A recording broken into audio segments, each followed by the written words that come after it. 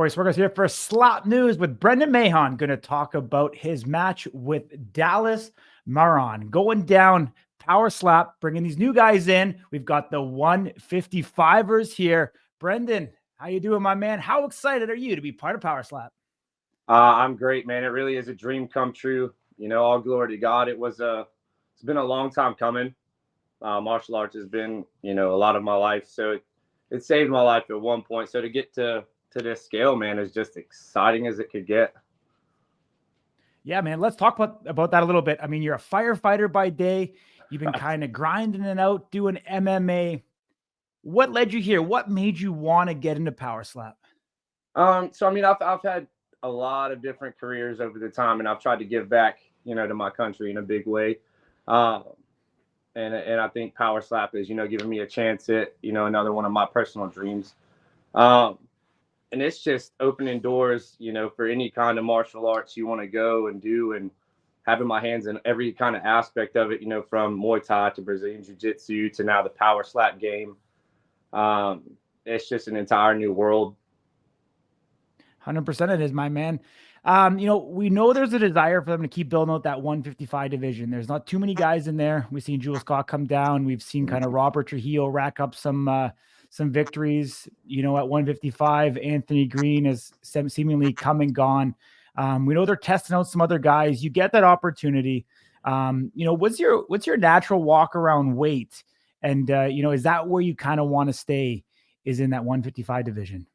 Yeah, so that's home for me. With it being a newer sport, like you said, Jules Scott and other people are having to drop down. I walk around, 150s and mid. So that's my true story. So this lightweight division is my heart and soul. That's where I belong until I get to this title. Mm-hmm. And that's absolutely the road for me. I'm glad they're bringing in new guys, because there's, testaments to everyday people like me that, are just out welding one day and the next day we're on a stage, in front of the world, risking it all for that, martial arts dream and career. So I think that they have a lot of guys coming down from other classes. I would like to see, a couple more guys that are like true lightweights, come in and build up this road to this lightweight title. I think there could be a lot of suspense. Yeah. I hope that if anything, I showed that a new guy can come in, and give a show. And, I think my knockout, was just as hard for me to come by after getting back up and being rocked as any other class, So I hope they invest more time and we really get this thing rolling. I think they got a real chance to build this up between some of us firecrackers, and make a big show out of it, man. And get it rocking. Absolutely, man. I mean, we'll get into your match here in a second. So the first time that I met Dallas, he actually didn't make the minimum weight for the 155.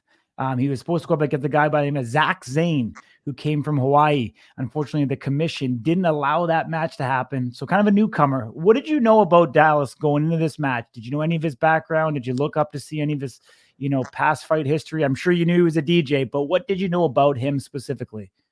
Right. So I think I probably had the less personal preparation on this fight than any other I've ever been in. I pulled up his Facebook and stuff like that. I'd seen where he had the Power 4 backdrop. So I was like, okay, well, he must be somebody that's had something to do with it before. So he's already had some experience around that setting, versus my traditional MMA setting or whatnot. So I was curious where that came from and where I had to make sure and ask. I was like, okay, I'm coming in 0-0. Am I a new guy? Am I going against an experienced guy? Am I just filling a slot, because some of these guys are just coming down. So I was curious to see that. So there wasn't a whole lot I could look up on him, though, to be honest. I knew he was a DJ from his Facebook. But I mean, if he was already there once, I knew that he had to at least be about that life. So I had to come meet him halfway, Totally, my man. Let's get into it, man. Let's go on here. I'm not sure if you can hear the voice on your side, but let me know if you can't. I cannot hear him announcing them. Okay. We'll have to do it without audio. But you got a ton of confidence here right now, my man. coming in. When you're up on that stage, did it all kind of click to you as soon as you seen those lights? Oh, absolutely. So, man, it went so far into, being meant to happen that way that, I walked out to my Johnny Cash's God's Gonna Cut You Down, and that helped me get my energy. And then, of course, I'm walking out in all black, and I felt from the time I stepped in there, with him already being out there, I could see his face. I felt like I was on a different energy level. I had it all, to leave out there. I didn't have anything to lose, man. So I was coming for absolutely everything. Yeah, let's talk about Emmanuel Muniz being in your corner. What did he do to help get you ready for this fight? So these guys, I will give them that. They are phenomenal, at people that are the newcomer and the new guy. And he told me exactly that, and to leave it out there. He was a really upstanding guy, knew where I was coming from. Knew some of the personal things I'd been through, and knew what it meant to me to be on that stage. So with that being said, man, he gave me the gung-ho. I could hear his voice the whole time. And every time I made it that corner, man, he was just real, like, you could just tell he was meant to be there, teaching. He's a veteran, very experienced, somebody I looked up to before I even got my time on the stage. So it was an honor for him to be my coach too. Yeah. Walk us through this slap, my man. Your first time up there, being able to slap someone in power slap. Oof.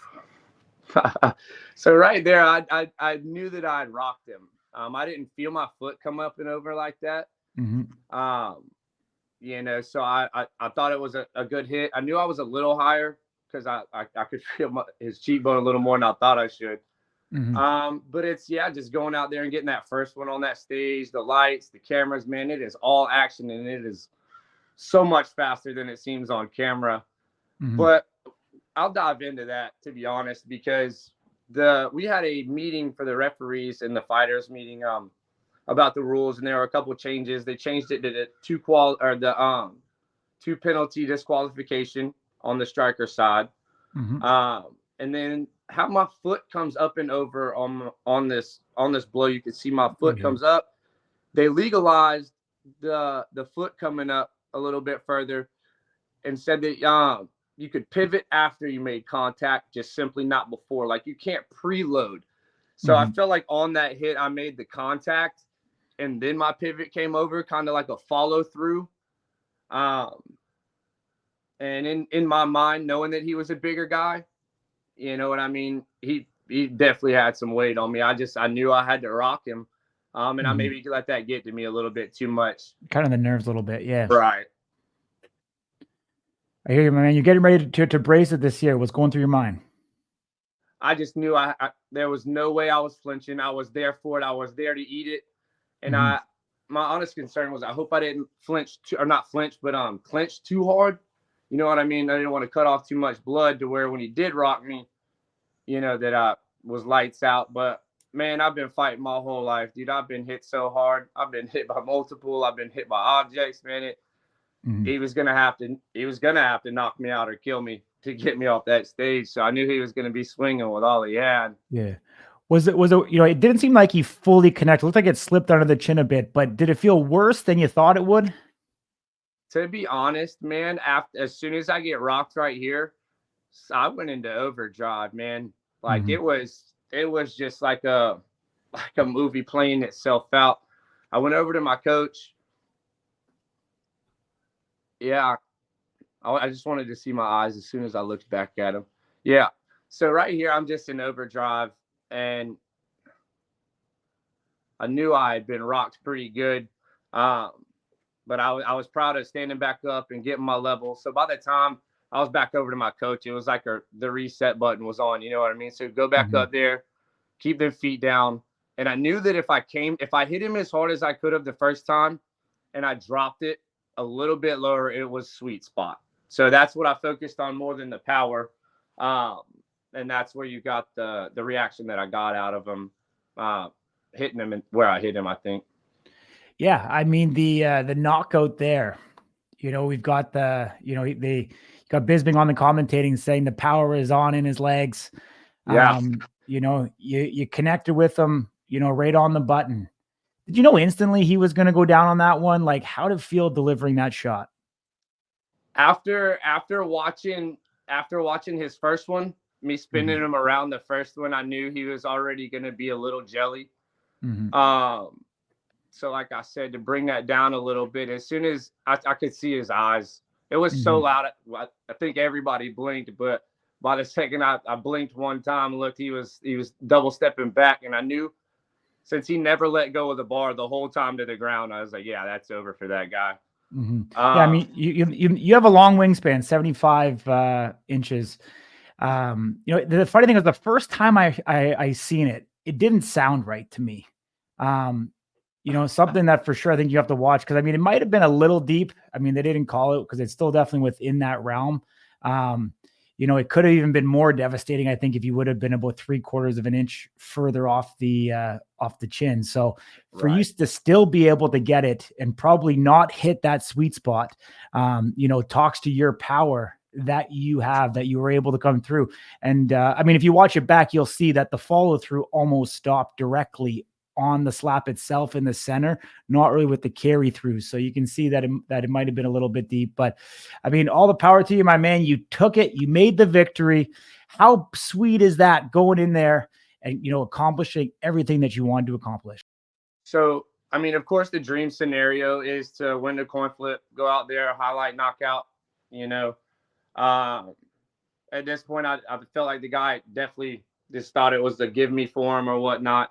So I was absolutely bent, bound, and determined not to give him that. But to go out there and get a performance where they got to see every aspect of, me as a performer on the stage, from how I carry myself to making a mistake, getting the nerves out of the way, taking constructive, criticism from the coach and getting it together, taking that chin, popping right back up by, a guy that was, probably favored to beat me, and then deliver, a focused knockout like that. I just hope they got to see every part of me that they wanted to see as an athlete and a performer in this sport. Mhm. How much do you think, the entertainment side, the personality, the aura that you bring, how you conduct yourself up there on stage is going to affect how far you can go in the sport? Oh, I think it absolutely is. And I think that's why everybody finds their own niche. Like he had his DJ walk out, that got him pumped and this and that. But what I walked out to me and what it meant to me gave me my own persona and energy right then and there. It's time for war. Outside of here, I'm bubbly, I'm fun, I'm goofy, make everybody laugh. But when it's time for war, it's time for war. Mhm. So that's what it all is, because this is literally one of the shortest time combat sports. So you've got a limited amount of time on that stage to make your impression. You've got a limited amount of walkout time. So it's who you are, it's how you carry yourself, where you come from, staying humble, and just putting on the best show that you can. And that's what the Mhm. sport's all about. I hear you, my man. I mean, a lot of this has come real fast. I'm sure it's a whirlwind for you. I'm sure people Oh that yeah. didn't know that you were even getting into this, seeing your fight drop, it probably started a lot of conversation. Where do you want to go in the sport? What do you want next? Do you think you're ready for a big dog like Robert Trujillo, or you think you need a little bit more seasoning before going after someone like that? um, I definitely wanted to make it known that that's the best, and to beat the best, you got to beat the best. So that's my road. That's my end game right now, because he is top dog. Out of respect, I do absolutely think I have to earn it. You know, he works very hard. That's gonna be a good fight one day. It's absolutely inevitable, and it is gonna happen. So I'm curious to see what they have for me next, and you know, take me off Mhm. of this pre-film show and put me on this live show and let me do my thing. Yeah, absolutely, absolutely, my man. I mean, racking up the victories, they definitely can't deny you the opportunities. So you started off really well in Power Slap. I appreciate you joining me here, my man, on Slap News. We keep on bringing out, original, exclusive content on everything slap fighting. You got a home here, my man. You're welcome back anytime. You have anything you want to broadcast out there to the public, you let us know. Appreciate you, my man. I just want to say, all glory to God. Nobody's perfect. Keep on trucking towards your dreams. I'm living proof that it could happen, and I want to tell everybody thankful that I'm grateful all that have the hands in it. It's so much work. It's so much production. It's so much training. It's so much practice. But it is all the love in the world to you, man. Some of the nicest and best people. So y'all keep watching. Stay tuned, and I appreciate you, Slap News. For sure. Appreciate my man. One last one, though. Where can people follow you on social media?